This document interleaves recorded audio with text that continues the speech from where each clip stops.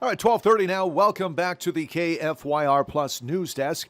And what does it mean to honor a life? Now, that question has taken on a new depth in recent years as our culture redefines the ways that we say goodbye to loved ones that we've lost. As now society evolves, so too do the traditions surrounding death, remembrance, and celebration. Now, funerals and cremations were once defined by formality and somber tones, but more and more people now are taking a personalized and emotional approach to it. Joining me right now is Paul Freed, an expert on the end of life planning. Paul, welcome to the news desk. Hey, thanks for having me. Really appreciate it.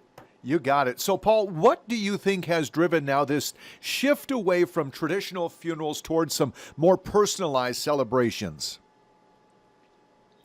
I think that the millennials have a lot to do with this. Hmm. The younger generations are more in touch with their mortality. They're more willing to talk about it. The baby boomers and up, right?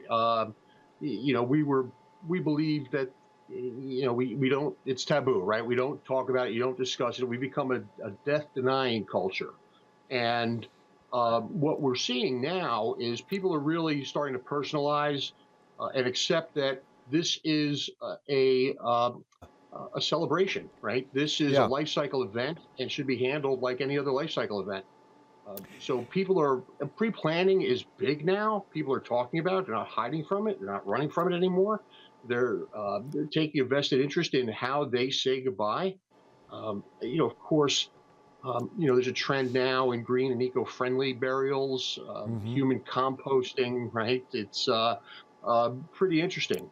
Um, What so, What are some of the? I'm sorry to cut you off there, Paul. What are some of the most surprising or innovative funeral trends that you've seen in the past year? you know, in the past year, the fact that people are turning these funerals that were, these once somber events into celebrations. Hmm. These are becoming festive events now. Music, color, right? Traditionally, funeral attire, black. Now people are having themed parties.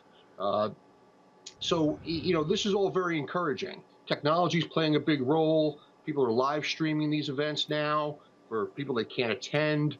Uh, but if we look at some of the eco-friendly burials, right? Hmm. They've got mushroom suits, right? Where this is a biodegradable suit that's embedded um, with mushroom, and again, it's kind of human composting. Um, Pretty interesting stuff. That's pretty amazing. Cremation is evolving too, right? Are there any other eco-conscious methods that people are choosing? There's a bunch, and there's a lot of good information out there. But again, the fact that this is becoming uh, talked about, and people Hmm. are really turning these into celebrations now. And again, the pre-planning is big. As opposed to kind of leaving this to your family to figure out in a very small window of time. Right, somebody passes away, and because we've become this death-denying culture, and we don't talk about it, it's like regardless of age or even medical condition, right? Death kind of comes as a surprise, right? Like nobody's really ready for it because nobody's discussed it. Hmm. Think about it, right? You got to put this together in a very small window of time. Um, so by taking the time, kind of personalizing it, and again, right, like your funeral is the last impression you're going to make on your loved ones, right? Yeah. Own it, right? Do you see? You mentioned earlier. Do you see generational differences in how people are being remembered? Boomers versus millennials, or Gen Zers versus Gen Absolutely, Xers? absolutely. It seems like, again, the baby boomers, and even kind of the children of the baby boomers, still in that kind of death denying mode, right? They Hmm. don't really want to talk about it. You Google around now and you see some of the influencers that are out there, and I think technology has played a huge role in this, right? um, but um, morticians and embalmers, right? These influencers that have these unbelievable followings. Yep. Listen, I love that. The fact that people are exploring and people are talking about it, getting it out there. It's really encouraging.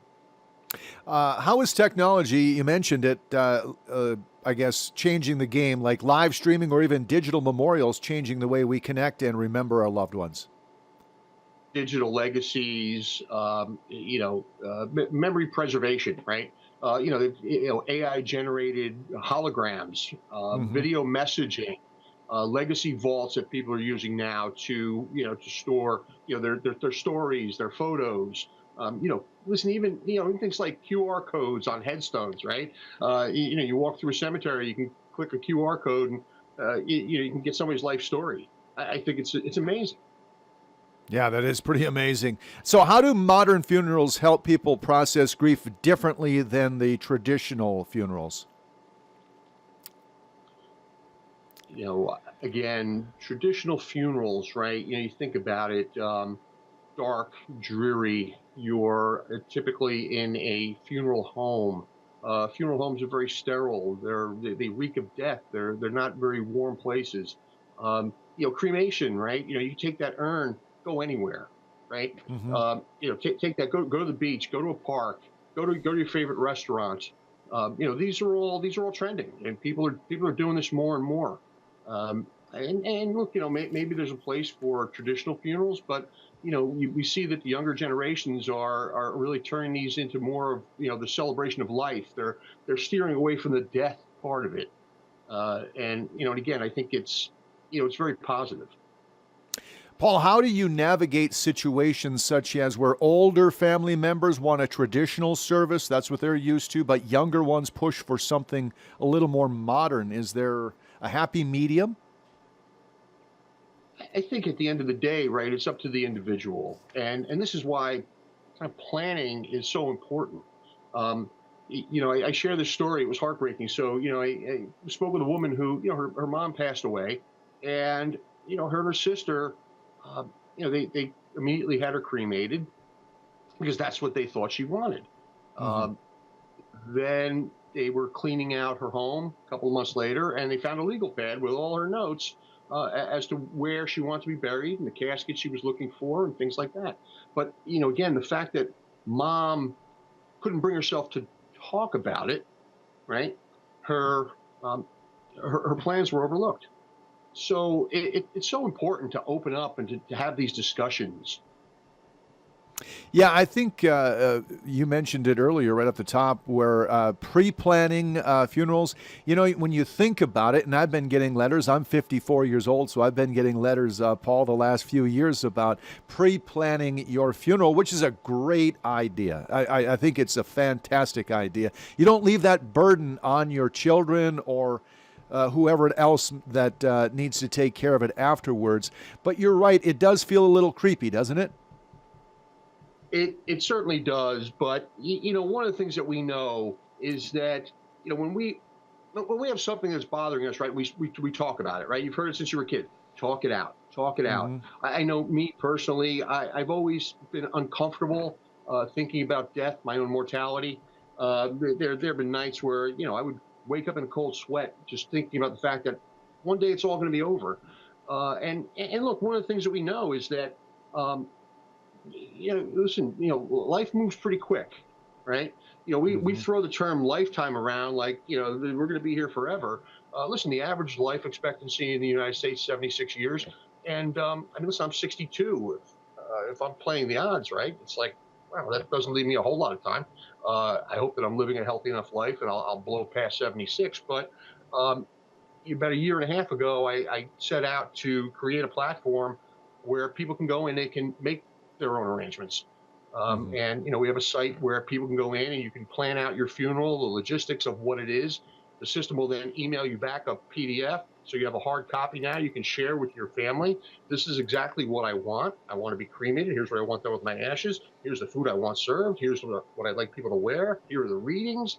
All of that. People can also go in and create a will. They can create an advance directive. Um, and I think this stuff is very important. By not planning, you're going to leave behind chaos, and this is what people don't realize. Because again, people just don't want to think about it.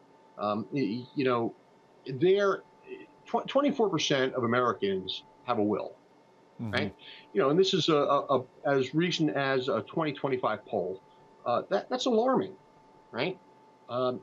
What people tend to forget is that there is a plan in place for your assets and your estate, and that's written by the state.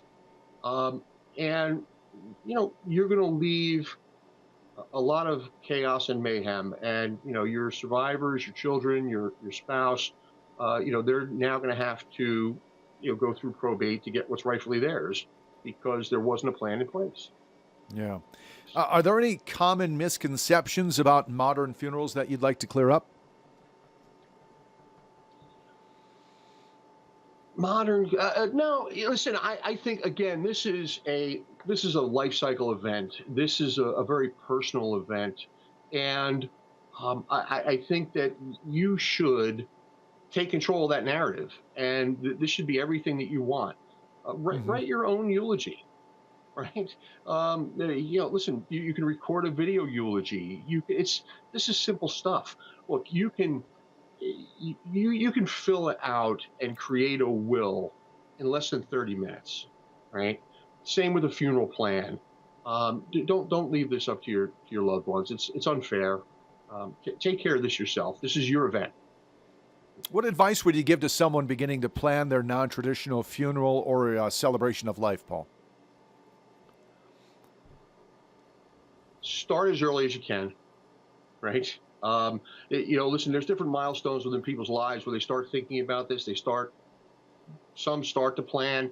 Um, you're going to get married. Well, you have a spouse, you have somebody to take care of. You buy a house, you have children.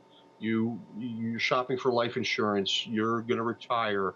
Um, what we know is that tomorrow's promised to no one, and it's never too early or never too soon to start making those plans. And I can assure you that the more you plan and the more you talk about it, the more comfortable it's going to get for you and for your family. And as opposed to leaving behind chaos and stress, you can Hmm. leave behind peace of mind. And I think it's a beautiful thing. Planning your own funeral is an act of love. There's nothing morbid about this. Paul, one last question for you. What's one thing that you wish more people understood about end-of-life planning?